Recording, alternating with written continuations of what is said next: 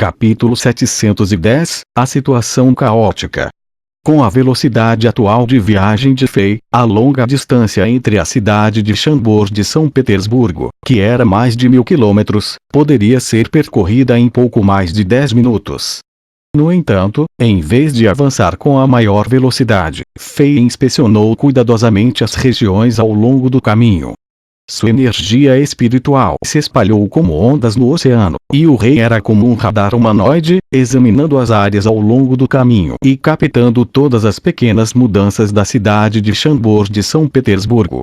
No começo, tudo parecia concordar com os palpites do rei.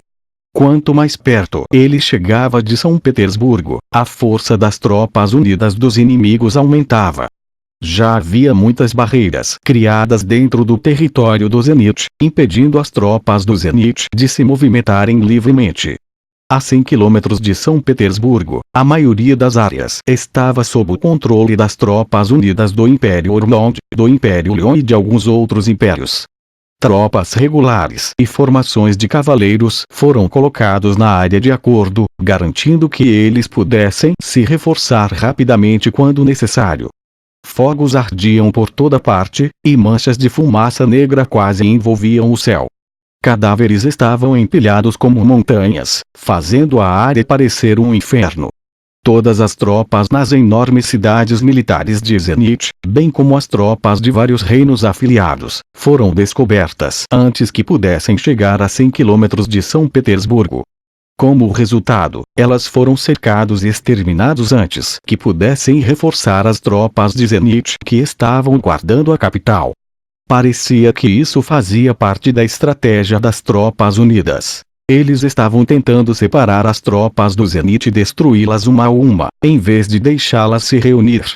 O que deixou Fei um pouco aliviado foi o fato de não ter visto tropas de Orlond se movendo em direção ao reino de Chambord. Parecia que a retaliação dos Ormondianos foi adiada por algum motivo. No caminho, o rei não mostrou piedade e matou todos os inimigos poderosos que estavam acima do nível de 4 estrelas. Durante uma guerra, mostrar misericórdia aos inimigos era equivalente a aplicar crueldade aos amigos. Fei estava no céu, e as pessoas no chão não podiam vê-lo. Quando sua energia espiritual foi aplicada, ele nem precisou mover um dedo para matar os inimigos poderosos. Seus fios de energia espiritual formaram agulhas e instantaneamente invadiram a cabeça dos inimigos, matando-os imediatamente.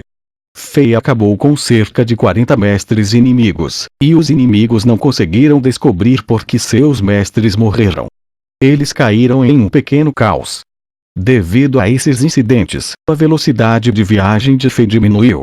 Cerca de 1 hora depois, ele finalmente chegou a 30 quilômetros de São Petersburgo. Agora, o número de soldados nas tropas unidas era alto e eles estavam amontoados como formigas. Fei podia sentir a aterradora energia mágica e as flutuações da energia guerreira na direção da capital, e estava claro que poderosos guerreiros e magos estavam lutando. As ondas sonoras de suas batalhas viajaram até longe. Vagamente, Fei sentiu como se tivesse ouvido os rugidos de dezenas de milhares de pessoas, e a névoa de sangue evaporou no ar, tingindo o céu em torno de São Petersburgo com a cor vermelha. Essas faixas sangrentas de vapor de sangue pareciam pilares que ligavam o céu e a terra, e até o sol estava um pouco bloqueado. O sangue fez parecer que era o fim do mundo. Esse era o fenômeno que só ocorreria durante grandes guerras em que armas frias eram usadas. Fazia um dia desde que o escritório de cartas relatou as mudanças em São Petersburgo para Fei. No momento, Fei não conseguia imaginar como eram sangrentos e aterrorizantes os campos de batalha ao redor da capital. Quando Fei estava prestes a aumentar sua velocidade e correr, de repente sentiu algo e abaixou a cabeça. Segundo o príncipe, eles ainda não chegaram à capital? Parece que eles encontraram algumas dificuldades. Ruídos altos e rugidos soavam de uma colina no chão. O grupo enviado do Império Zenit que foi para Chambord não havia atacado a linha de defesa das tropas unidas dos inimigos. No momento, eles estavam cercados por todos os lados enquanto eram forçados a subir uma colina, e mal conseguiam defender o terreno e os cadáveres ao seu redor. Havia cerca de 300 pessoas no grupo, e apenas cerca de 100 delas ainda estavam vivas. No entanto, pelo menos 10.000 inimigos estavam atacando e tentando matá-los.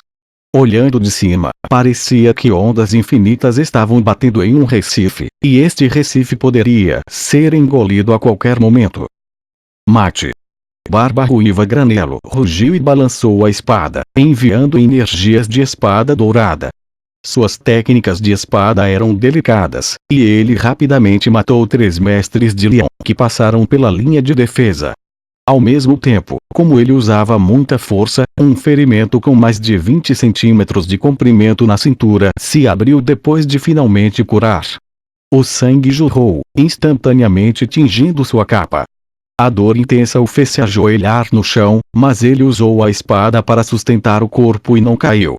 Como um peixe que estava fora d'água, ele abriu a boca e respirou fundo, sugando o ar permeado pelo sabor e cheiro do sangue.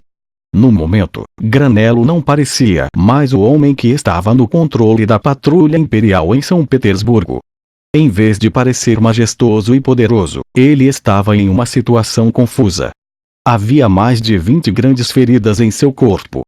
Embora ele tenha se esquivado e não tenha ferido suas partes vitais do corpo, as feridas ainda eram profundas e os ossos brancos estavam aparecendo. Agora, eles estavam apenas meio curados. Sua armadura mágica feita com um melhor tipo de ferro foi danificada. Havia alguns buracos nela, e ela estava vagamente pendurado em seu corpo. O sangue manchava o corpo de Granelo, e ele se sentia exausto. Seus lábios eram pretos, e uma porção significativa da barba ruiva que ele valorizava foi cortada. Na verdade, esse ataque não apenas cortou um pouco de sua barba ruiva, também deixou uma ferida profunda no pescoço. Se ele não se esquivasse a tempo, esse ataque seria o suficiente para decapitá-lo. Aplicando força à espada, Granelo fez o possível para se levantar. Sua visão estava escurecendo, e seu corpo balançava para frente e para trás. Ele mal se levantou e percebeu que mais de 2/3 dos soldados de elite em torno do segundo príncipe Domingues foram mortos, e os que estavam vivos foram todos feridos e estavam com as armas meio danificadas. A mulher demoníaca Paris, que estava em seu vestido branco e parecia uma linda deusa, também estava uma bagunça. Seu corpo estava coberto de sangue e seu vestido branco se transformou em um vestido vermelho. Seus belos braços e pernas tinham feridas, mostrando que ela estava tentando seu melhor para aguentar também. No entanto, nesse número significativo de desvantagens, essa mulher que era inteligente não podia fazer nada. Embora o segundo príncipe Domingues estivesse no centro e estivesse sendo protegido, ele também não estava em uma situação melhor. Seu cachorrinho deficiente chamado Oka estava a seus pés, e havia 3 buracos sangrentos em seu corpo. Eles foram criados por terríveis flechas de penetração. Os corpos das flechas foram cortados pelo príncipe, mas as pontas das flechas ainda estavam dentro de seu corpo. Ele não podia tirá-los neste momento. Como resultado disso, ele sentia uma dor intensa quando se movia como se alguém estivesse esculpindo seu corpo com uma faca, e as pessoas comuns não aguentariam isso. Apesar de tudo isso, Domingues ainda conseguiu, de alguma forma, manter seu nobre temperamento. Com um sorriso no rosto, ele comandou os soldados e tentou se defender dos inimigos. Parecia que as 3 flechas estavam no corpo de outra pessoa e não no dele. A expressão de dor não podia ser vista em seu belo rosto. Como Domingues estava calmo, o resto dos soldados que ele possuía estava capacitado e motivado.